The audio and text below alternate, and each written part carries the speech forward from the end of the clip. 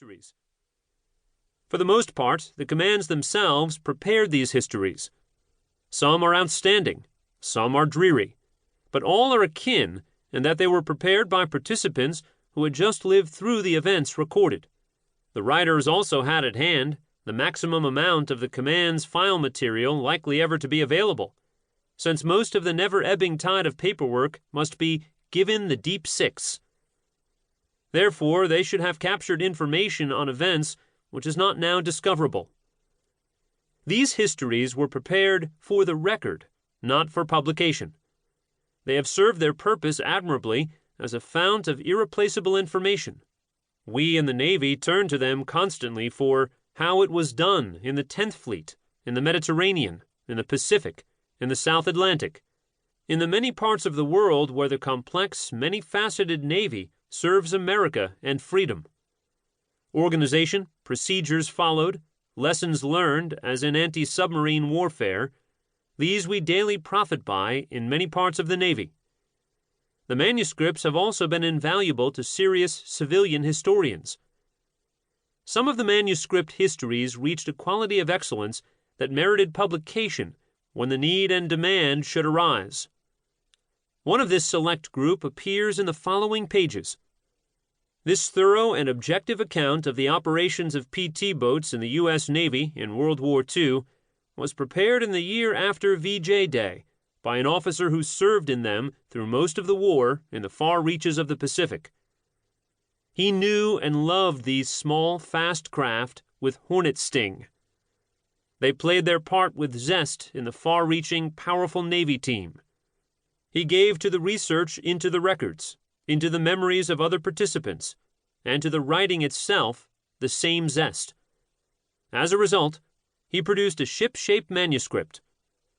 Over the past 16 years, a steady flow of researchers have gone to this manuscript for information, some for naval studies in the important area of close-in fighting, some to write for publication.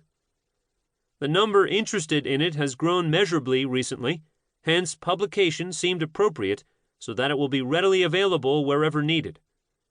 Preparation for publication has included careful reading and some slight revision by Captain F. Kent Loomis and Mr. Dean Allard of this office and by Captain Bulkley.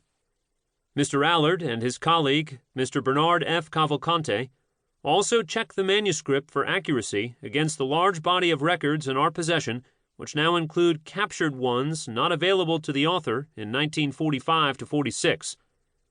Captain Bulkley has also generously given his time in helping Commander D.V. Hickey and Lieutenant Commander Mary J. Linderman of the Curator section of this office select the illustrations and in providing some not available in our large collection.